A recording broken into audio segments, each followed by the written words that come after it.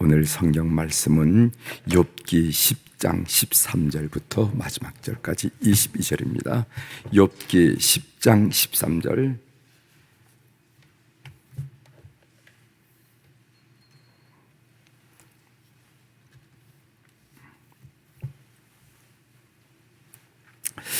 욥기 10장 13절부터 22절까지 제가 봉독해 드리겠습니다.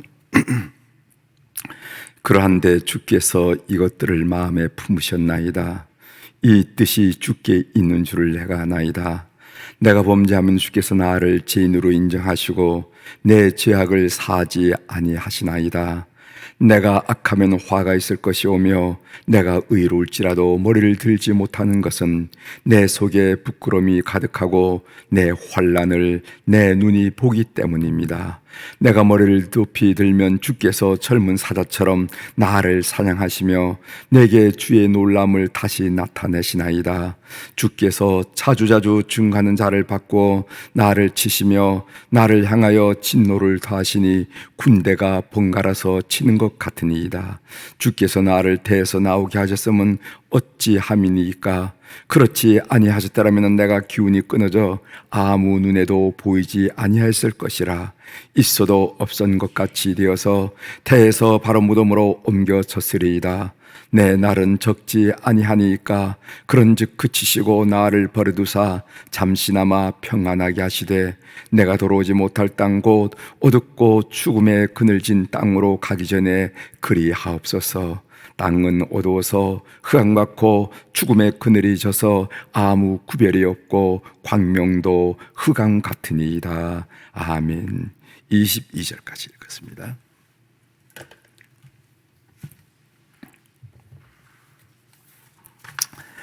오늘 우리가 읽은 욥기 10장 하반장이죠. 13절부터 22절에 있는 말씀을 중심으로 주제를 정직하면 구원의 가능성이 늘 열립니다. 정직함에 구원의 가능성이 열린다는 거죠.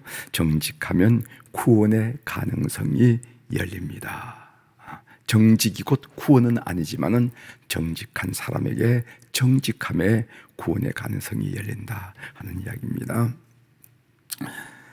욥은 어제 우리가 나눴던 압달락에서 토기장이를 비유하면서 하나님께서 얼마나 정성스럽게 자신을 빚어 만드셨는지를 고백했습니다. 우리가 어제 얘기했죠. 토기장이가 농로에다가 흙덩이를 넣고 이번에는 목이 긴 병을 만들어야 되겠다.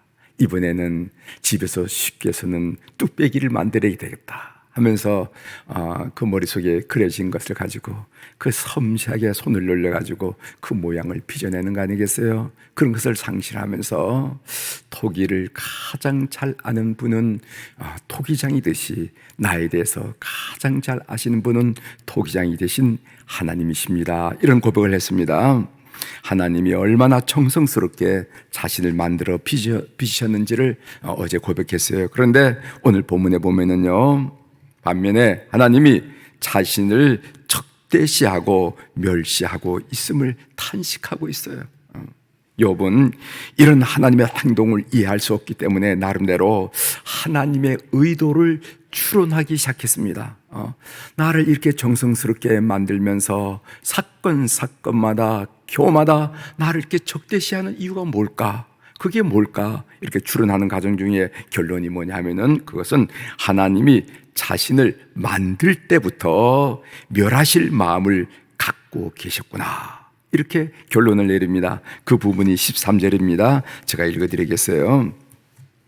그러한데 주께서 이것들을 마음에 품으셨나이다. 이 뜻이 주께 있는 줄을 내가 아나이다. 그러한데 주께서 이것들을 마음에 품으셨나이다. 이것들이 뭐냐? 이 뜻이 뭐냐? 그것은 욥을 멸하시겠다 하는 그런 하나님의 의도, 하나님의 마음이라 이렇게 고백하는 것입니다. 욥을 멸하시는 하나님의 마음이 다음과 같이 나타났어요. 16절, 17절인데 먼저 16절을 읽어보겠습니다.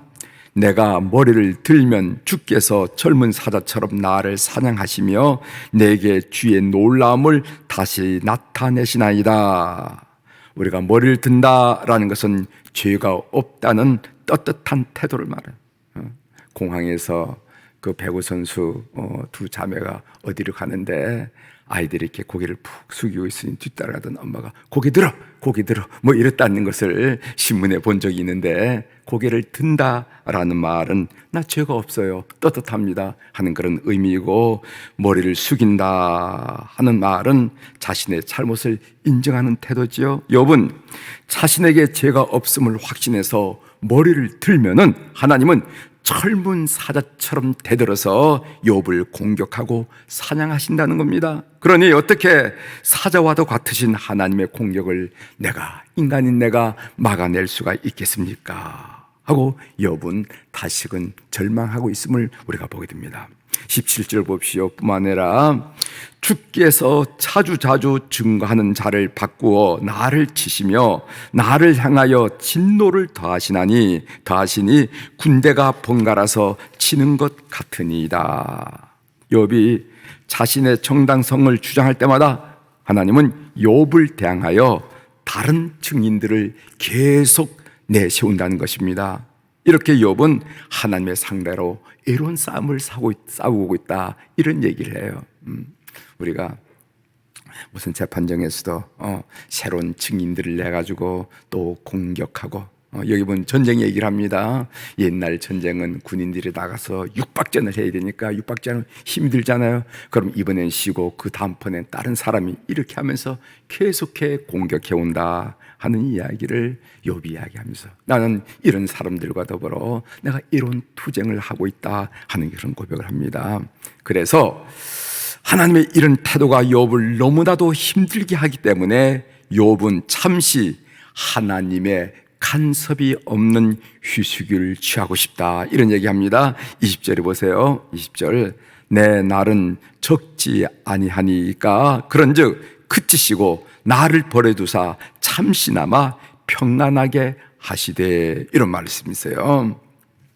여러분, 구약 성경, 특별히 전통적으로 가장 큰 복을 이스라엘 백성들은 어떻게 이해하는가 하면은 하나님과 함께 거하는 거, 이걸 복으로 생각했다는 거죠. 여러분, 우리가 임마누엘의 복 이런 얘기를 많이 하잖아요.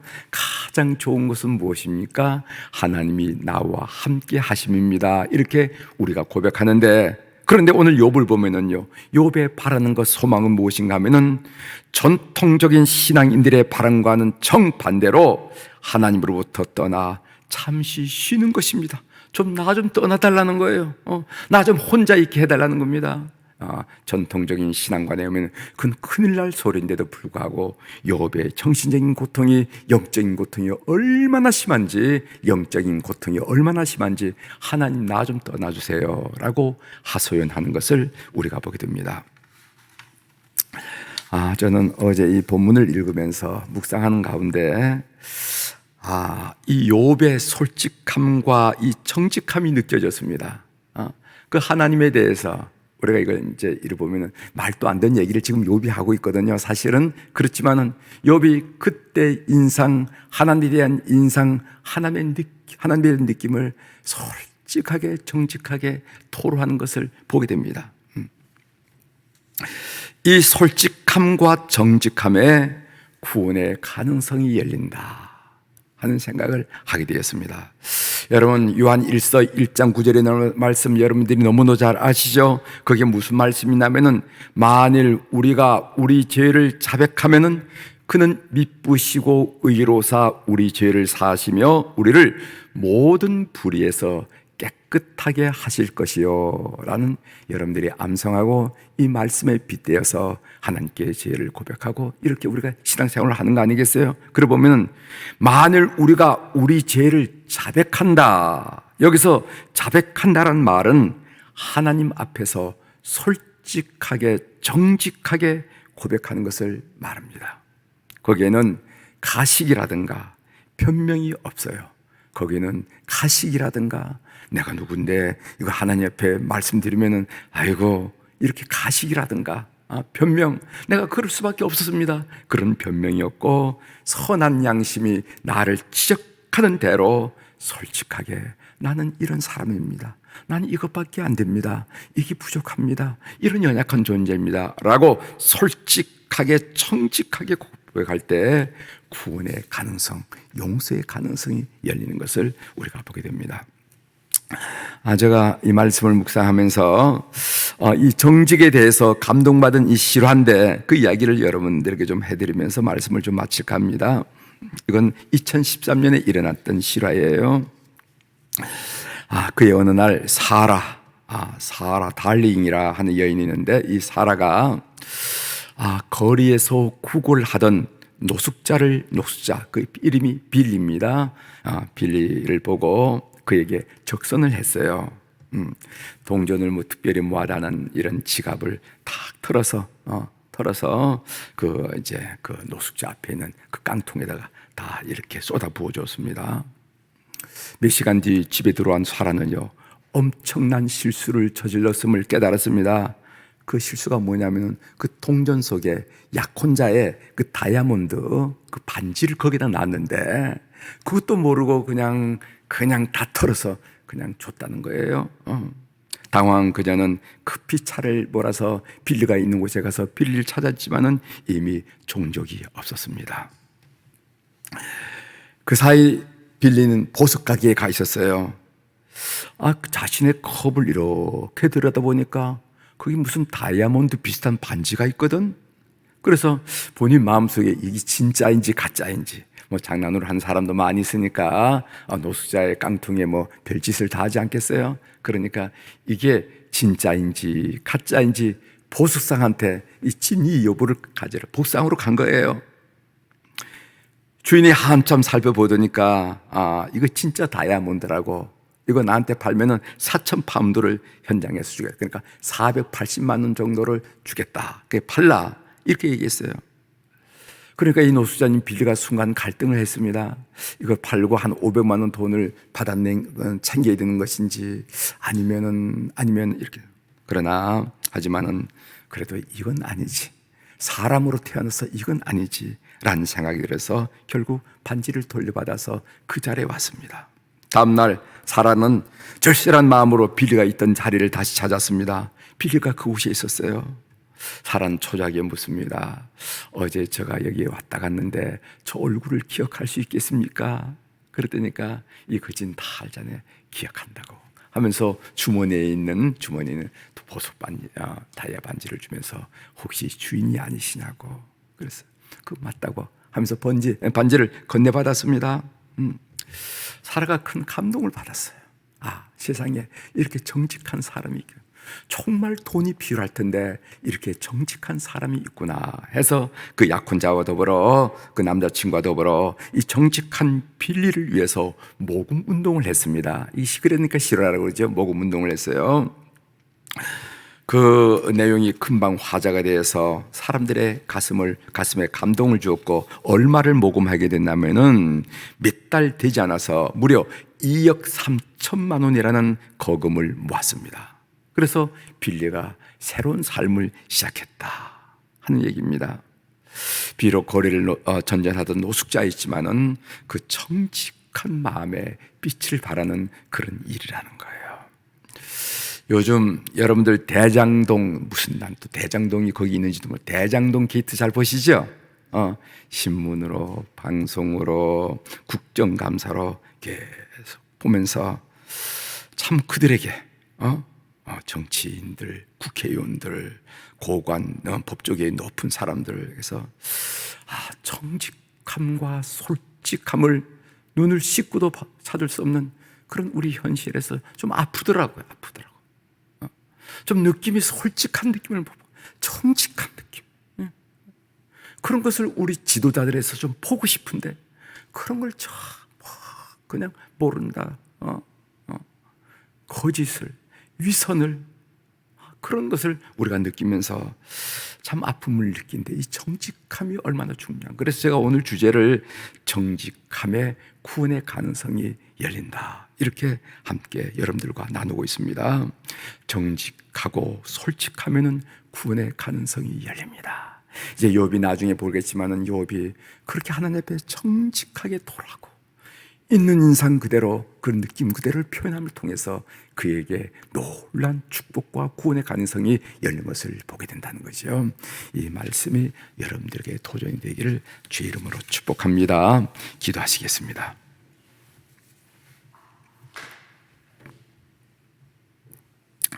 하나님 아버지, 오늘 이 욥이 하나님으로부터 받은 감정, 느낌, 그 인상을 정말 숨김없이 드러내면서 자기의 심경을 토로하는 것을 우리가 읽으면서 참 솔직하구나, 참 정직하구나 느끼면서 오늘 우리 사회에 정말 정직함과 솔직함이 필요한데 너무도 아쉽고 우리가 이 땅에 살아간 사람으로서 아픔을 느끼면서 세월을 지나고 있습니다. 하나님 아버지, 정직해야만, 솔직해야만 구원의 가능성이 있는데 하나님, 우리 자신뿐만 아니라 이 땅의 많은 지도자의 심령 속에 하나님 앞에서 정직함과 솔직함을 회복하는 큰 은혜를 허락하게 하시고, 그래서 이것이 우리의 아픔이 되어서 우리의 기도의 제목이 될 수 있도록 주님 역사하여 주시옵소서. 하나님 아버지, 오늘도 우리 사랑하는 교우들이 주님 전전에 1,000번째 헌금 감상금으로 이 재단을 풍성하게 하시오니 감사합니다. 하나님 아버지, 우리가 늘 고백드리지만은 돈이 많아서 드린 것도 아니고 쓸 데가 없어서 드린 것도 아니고 쓰고 남아서 드린 것도 아니라 참으로 우리의 눈물, 우리의 땀, 우리의 정성, 우리의 발품, 우리의 손에 있는 굳은 살, 이 모든 것을 표상하는 물질을 주님 앞에 올려드리면서 우리의 삶을 맡깁니다. 왜냐하면 우리의 삶이 우리 뜻대로 되지 않는 것을 삶을 통해서 너무도 많이 확인했기 때문에 하나님은 또 우리가 찬양으로 고백했던 것처럼 내 주여 주님 뜻대로 선한 곳으로 나를 이끌어달라는 고백으로 이 물질을 주님 앞에 올려싸우니 역사하여 주시옵소서. 그래서 우리 모든 교우들이 걸음을 옮길 때마다 모퉁이를 돌아서서 고비를 겪고 질곡을 건널 때마다 하나님이 나를 인도하셨구나 하고 하나님의 인도하심을 고백하며 찬양하며 뜨거운 마음으로 주께 영광을 올려드리는 그런 삶이 될 수 있도록 이 헌금들을 주께서 연락하시고 사연들을 통찰하여 주시옵소서. 하나님 아버지, 오늘 이 새벽에도 우리 사랑하는 귀한 환우들을 위하여 기도합니다. 하나님, 이 기도가 그들에게는 절실함을 저희들이 압니다. 건강할 때면 그게 무슨 그런 기도일까 하지만은 하나님, 오늘 또 시간과 공간을 초월하신 성령님께서 병원에서 가정에서 진료받고 회복을 사모하는 우리 모든 한우에 임하여 역사하여 주시옵소서. 그들 영혼이 그 어려움 가운데 주님의 사랑 가운데 깊은 교제 속에 거하게 도와주시고 그들의 마음속에 모든 부정적인 감정을 깨뜨려 주시고 소망과 확신과 기쁨과 평안과 담대함과 자신감으로 충만하게 도와주시고 그들의 육체도 가장 가는 시필줄의 일까지 가장 작은 세포의 일까지 가장 보이지 않은 그런 신경세포의 일까지 하나님이 역사하셔서 회복의 놀라운 역사가 일어나게 도와 주시옵소서. 그래서 우리 모든 가족들이 하나님만이 참으로 생명을 창조하시고 생명을 보존하시고 생명을 회복하신 분임을 우리가 함께 고백하도록 심령 가정마다 오늘 우리 주님께서 방문하시고 역사하여 주시옵소서. 하나님, 젊은 시절 몸된 교회에 그렇게 섬겼던 우리 안나 여선교 회원들, 우리 모세 남선 교인들을 특별히 이 새벽에 기억하고 축복하게 하시오니 감사합니다. 젊은 날 많은 유혹의 손길이 있었고 많은 손짓이 있었지만은 그들은 흔들리지 않고 주님 몸된 교회에 시간을 바치고 물질을 바쳐서 봉사하고 희생했던 걸음이 있는 줄 믿습니다. 히스기야가 병들었을 때 주님 앞에 구할 때 주여 젊은 날에 선한 행위를 기억하옵소서라고 기도한 것처럼 우리 모든 어른들의 이 여생이 하나님 아버지 그들의 선함을 통하여 황홀하게 하시고 삐되게 도와주시고 보람있게 도와주시고 소망이 넘치시도록 은혜를 베풀어 주옵소서. 그 무엇보다도 기도의 종들이 되어서 그들의 기도로 말미암아 자손들이 반듯하게 세우시며 축복의 반열에 세워지는 것을 그들이 보면서 여지가 없고 여보가 없인 하나님의 놀라운 은혜를 감격하며 고백하는 어른들의 삶이 될 수 있도록 은혜를 베풀어 주옵소서. 오늘 우리 자녀들을 위하여 주님 앞에 올려드리며 기도합니다. 하나님, 코로나 상황 때문에 참 많이 젊은이들이 어려워합니다. 해외에서 학문하는 자녀들, 직장 생활을 하는 자녀들, 사업하는 자녀들, 또 낯설고 물스런 군무에 나가서 국방의 의무를 감당하는 자녀들, 이제 20일이 채 남았습니까? 하나님, 대학 수능 시험을 위해서 마지막 질주하며 애쓰는 우리 자녀들, 하나님 그들에게 끝까지 견딜 수 있는 건강과 집중력과 의지력을 통해서 그들이 터득한 3년 중학교, 3년 고등학교 생활이 마음껏 드러낼 수 있도록 축복의 기회로 역사하여 주시고, 우리 자녀들 가운데 사업하는 자녀들, 그리고 또 결혼을 원하는 자녀들, 취직을 원하는 자녀들, 잉태 축복을 원하는 자녀들, 그리고 순산을 원하는 자녀들, 우리가 오늘 또 가슴에 기도의 제목을 품고 주님 앞에 이렇게 앉아 싸우니 우리 모든 교우들이 마디마디 앓을 때마다 우리 눈가에 스치는 눈물 자국도, 우리 입가에 새어나는 한숨 소리도 다 들으신 하나님께서 우리의 간구를 들으셔서 가장 적절한 시간에 가장 적절한 방법으로 하나님의 놀라운 역사를 드러내 주시옵소서. 오늘 또 하늘의 주권과 땅의 주권을 가진 우리 주님의 이름으로 선포합니다. 내 영혼이 잘된 같이 범사가 잘되고 강건한 축복을 우리 모든 교우들이 한날 받아들이면서 감격과 감동 가운데 주님을 찬양하는 축복된 한날로 주께서 설계하여 주시옵소서. 감사드리며 예수님의 이름으로 기도 올리옵나이다. 아멘.